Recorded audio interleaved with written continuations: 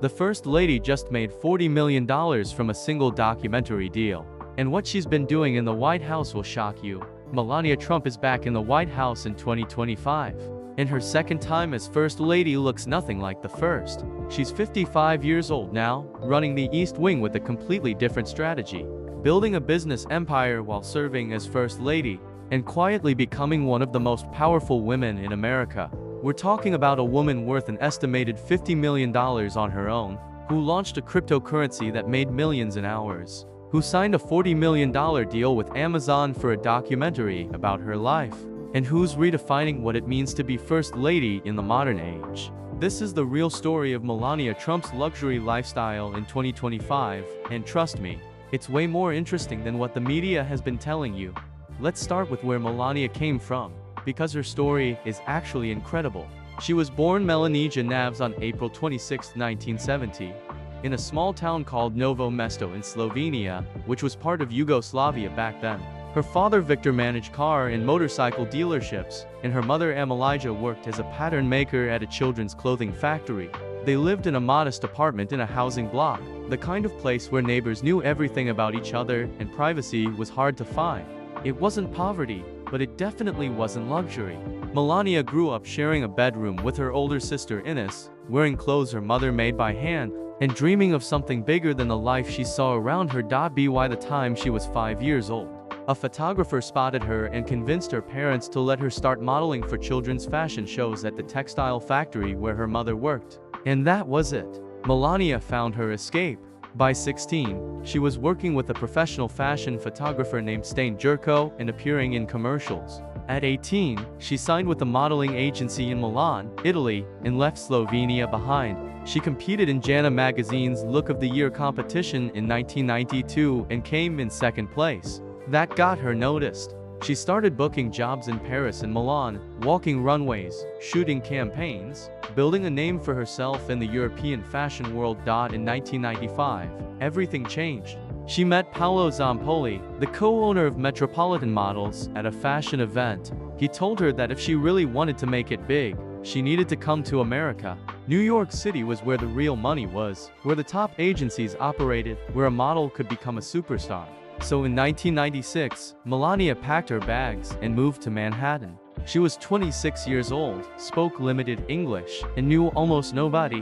Zampoli set her up in an apartment in Zeckendorf Towers with a roommate, a photographer named Matthew Atanian who worked for Marie Claire. It was a tough start. American agencies weren't immediately impressed. Her walk wasn't graceful enough. Her look was good but not unique. She struggled to book high-paying jobs. But Melania didn't quit. She kept showing up to castings, kept networking, kept pushing. And slowly, things started to happen. In 1998, everything exploded. Melania met Donald Trump at a party during New York Fashion Week. He was there with another date, but he asked for Melania's phone number anyway. She refused to give it to him. Instead, she asked for his number. That move, that confidence, caught his attention. They started dating. And suddenly, Melania's modeling career took off. Donald had connections everywhere. He knew magazine editors, photographers, fashion house owners. Within months, Melania was on the cover of Vogue, Harper's Bazaar, InStyle, Vanity Fair, Glamour. She became one of the most photographed models in New York. And while some people said she only got those covers because of who she was dating, Melania didn't care. She used every opportunity. She built her brand. She made herself famous. They got engaged in 2004 and married in January 2005 in a massive wedding at Donald's Mar-a-Lago estate in Palm Beach, Florida. It was one of the most expensive celebrity weddings of the year. Melania wore a custom Christian Dior gown that cost over $100,000 and weighed 50 pounds. The guest list included Bill and Hillary Clinton, Katie Couric, Barbara Walters, Simon Cowell, and hundreds of other celebrities and business moguls. It was glamorous, over the top, and very much the Trump style. The following year, in March 2006, Melania gave birth to their son Barron. She was 35 years old, and for the next few years, she stepped back from modeling to focus on being a mother. But Melania never stopped working on her personal brand. In 2010, she launched Melania Timepieces and Jewelry, a line sold on Kavisi. It was watches, rings, bracelets, all designed with her input and marketed under her name. She also created the Melania Skincare Collection, a line of beauty products. Both ventures made her money, though neither became massive successes. When Donald ran for president in 2016 and won, Melania had to shut down both businesses. The companies that manufactured her products cut ties with her because of the political controversy. But by that point, she had already built her own fortune, separate from Donald's billions. Now let's talk about her net worth, because this is where things get really interesting. According to Donald Trump's financial disclosure forms filed in 2025, Melania's official net worth is listed as between $1.2 million and $1.9 million, but literally nobody believes that number. Outside estimates put her actual wealth at somewhere between $50 million and $70 million. Some sources even say it could be as high as $100 million. The discrepancy comes from what's required to be reported and what isn't. The official disclosure only includes certain assets and income sources. It doesn't account for everything she's earned over the years from modeling, business ventures, real estate, and now cryptocurrency and entertainment deals. Here's what we know for sure. Melania owns about $3 million worth of real estate on her own. In 2016, she bought a one-bedroom apartment on the 33rd floor of Trump Tower in New York for $1.5 million. It's a 1,000 square foot space that some people think she bought to use as a private library or office. She also has ownership stakes in other properties, though the details are complicated because of her marriage to Donald. But the point is, she has her own assets, her own money, her own financial independence. In 2024, Melania made huge money from a few different ventures. She released her memoir called Melania, and it became a #1 New York Times bestseller. She earned money from book sales and the advance she got from the publisher.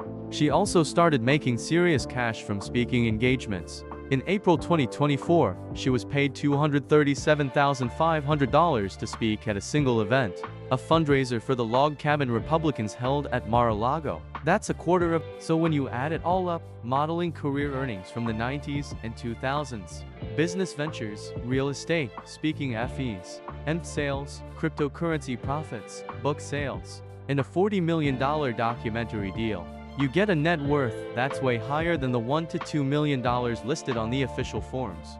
$50 million is probably a conservative estimate. It could be $70 million. It could be more. The point is, Melania Trump is rich, and she made that money herself. Now let's talk about how Melania lives in 2025. She splits her time between three main properties. First, there's the White House, obviously.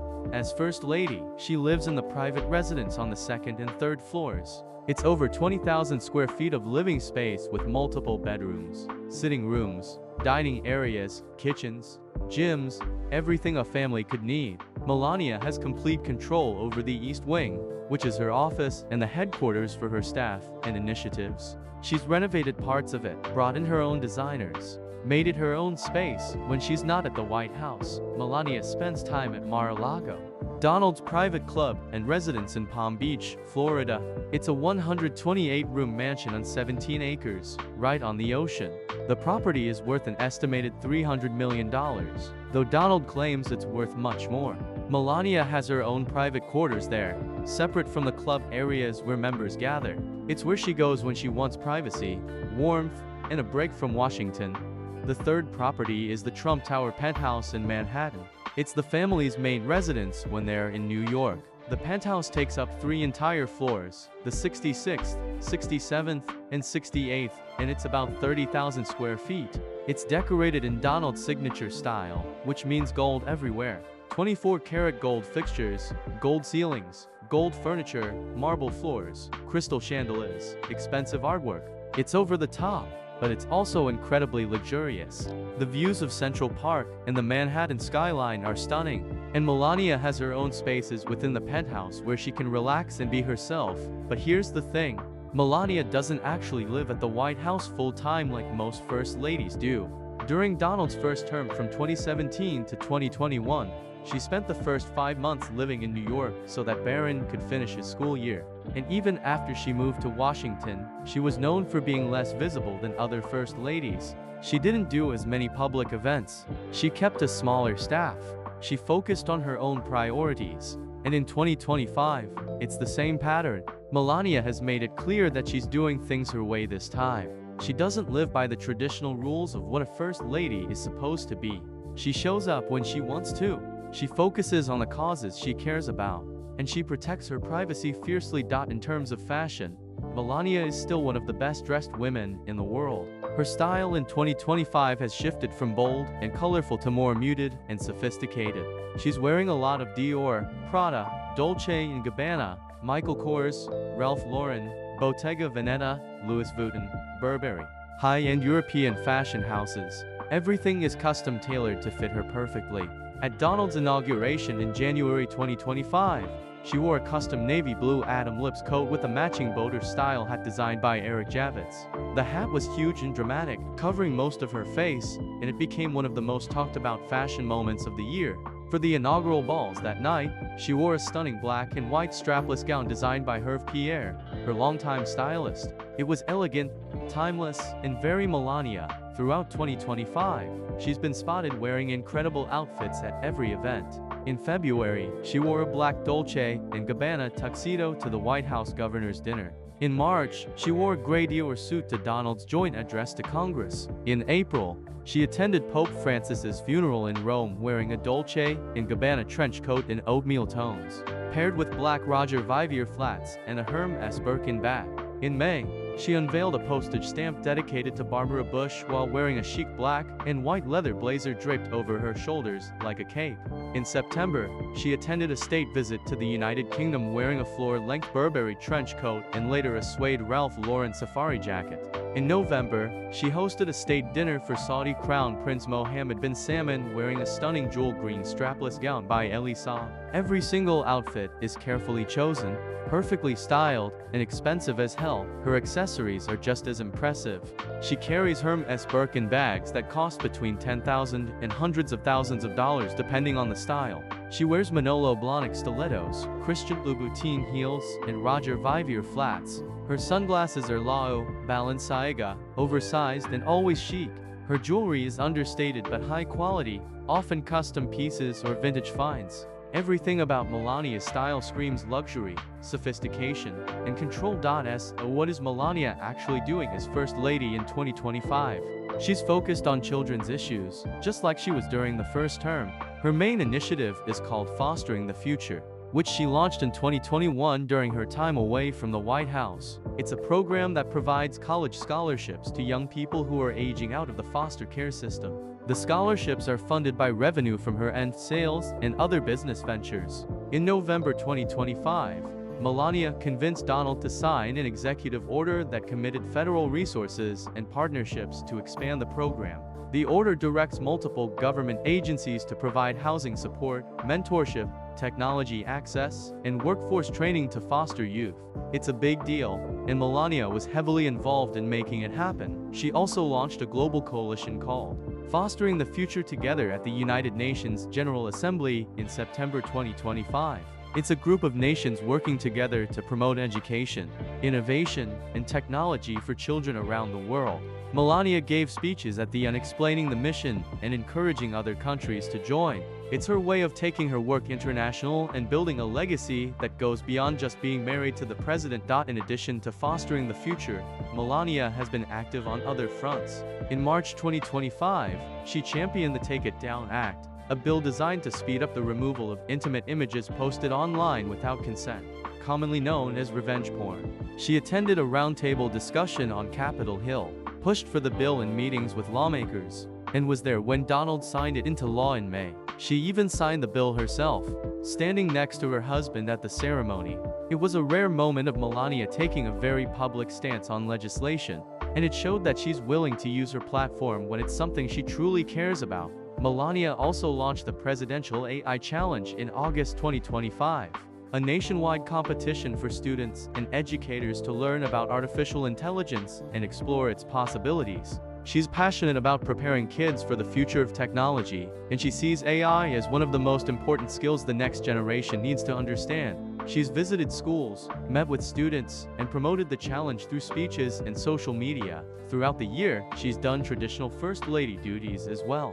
She hosted the White House Easter egg roll in April, attended Pope Francis's funeral, welcomed military mothers for a special celebration in May, visited Children's National Hospital in July to bring gifts and spend time with sick kids, attended the congressional picnic and the U.S. Army 250th anniversary parade in June, traveled with Donald to survey flood damage in Texas, and in November, she greeted the official White House Christmas tree to kick off the holiday season. She's been active, but selective. She chooses events that matter to her and skips the ones that don't. And here's the thing that makes Melania different from other first ladies. She's not trying to be universally loved. She's not trying to please everyone. She knows that half the country supports her husband and half the country doesn't, and she's okay with that. She's not interested in being Michelle Obama or Jackie Kennedy or any other first lady who came before her. She's interested in being Melania Trump, and that means living life on her own terms, building her own businesses, making her own money, and doing the job of First Lady in a way that works for her. In November 2025, Melania was named Patriot of the Year by Fox Nation at their annual Patriot Awards ceremony. She attended the event in Long Island wearing a stunning gown and gave a speech about celebrating ambition, thinking differently, and challenging convention. She talked about her documentary, her work with children, and her belief that America needs more dreamers and innovators. The crowd gave her a standing ovation. Love her